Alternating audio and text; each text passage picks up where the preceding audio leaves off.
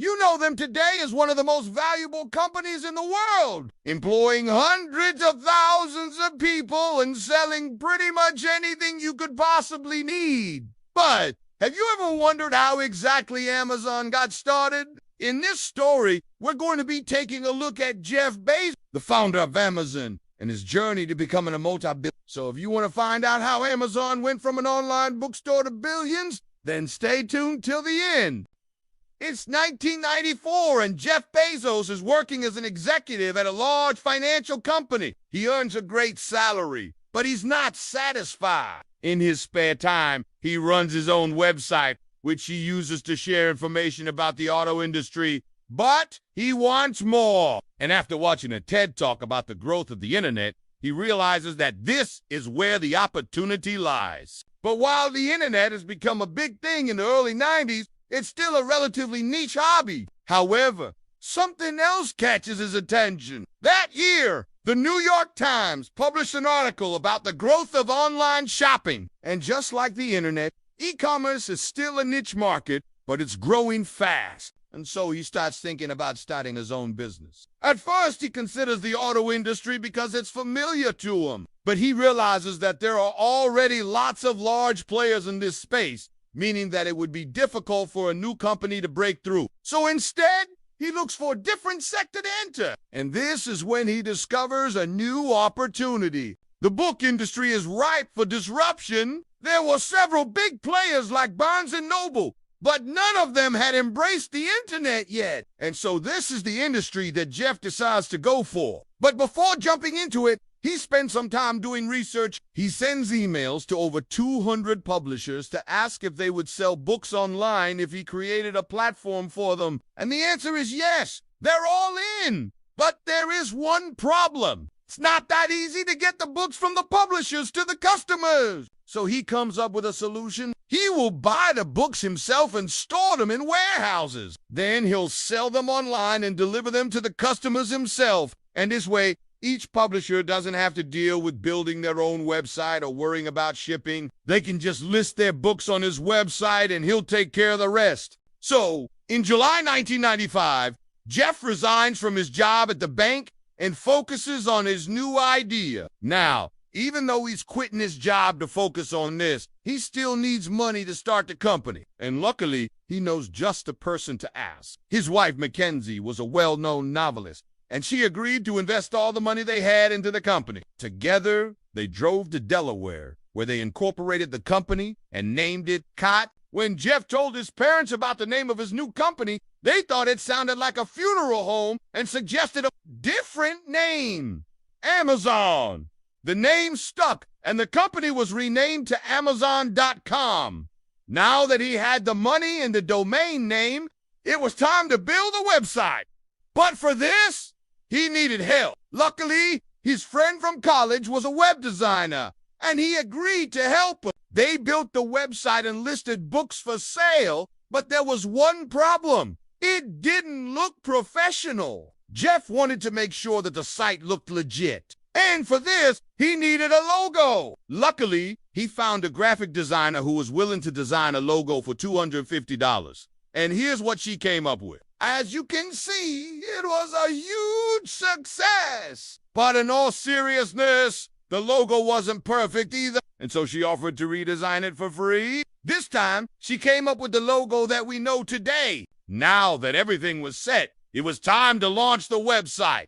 But before that, Jeff wanted to do one more thing. He wanted to send out press releases to some journalists and get some hype around the launch. This worked out perfectly as one journalist picked up the story and published an article about the new online bookstore. And right when the website launched, all the articles went live. This generated tens of thousands of visitors on the first day, but only to book sales. Even though the traffic was high, it turned out that people didn't actually buy any books. This made Jeff realize that they hadn't done enough marketing, and that's why no one knew about the website. So he spent some time reaching out to book lovers online and asking them to try the service out. This also led to some media coverage, and slowly but surely, the company started to grow. But Jeff wanted to accelerate the growth by placing ads in magazines. For example, he placed an ad in Reader's Digest. which cost him $200,000. And this proved to be a good investment,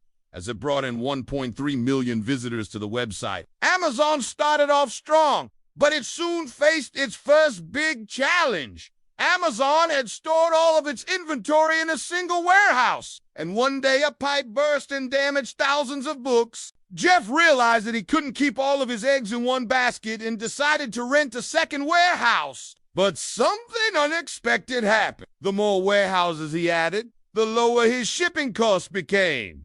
It turned out that it was cheaper to ship a single order from multiple warehouses than from a single central location, and this led to a new business model called Prime. Prime would allow customers to get faster shipping times and eventually free shipping. And in return, customers would pay a yearly membership fee. While this increased revenue, it also increased expenses. But again, something unexpected happened. As more people signed up for Prime, shipping costs actually went down. You see, now that Amazon had multiple warehouses, they could negotiate lower prices with the shipping companies. This made Prime very profitable and gave Amazon a competitive advantage over other books. By 1998, they were the largest online bookseller in the U.S., and it seemed like things couldn't get any better. That year, they went public at $2 per share and raised $54 million.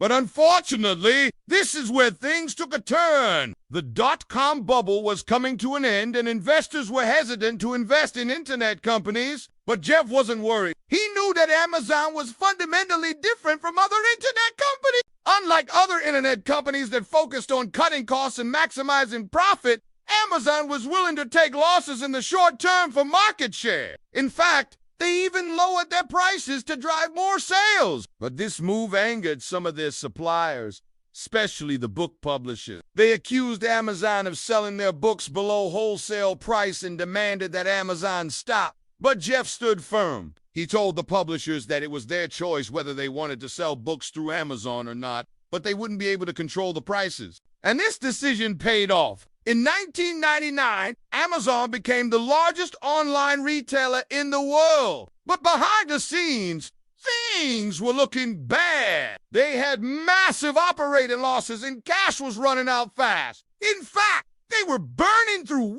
million worth of cash every month. This led to speculation that the company would run out of cash by mid-2000, and to make things worse, the dot-com bubble burst. Investors panicked and sold their stocks, which caused the stock price to plummet. But even though the stock price fell, the panic didn't affect Jeff's vision. He continued to grow Amazon and introduce new services like Amazon Web Services, but these weren't as successful as retail. And it wasn't until 2006 that Amazon finally turned a profit. Since then, Amazon has grown to become one of the largest companies in the world. Today, Amazon has a market cap of over $1.7 trillion, and Jeff is worth an estimated $160 billion.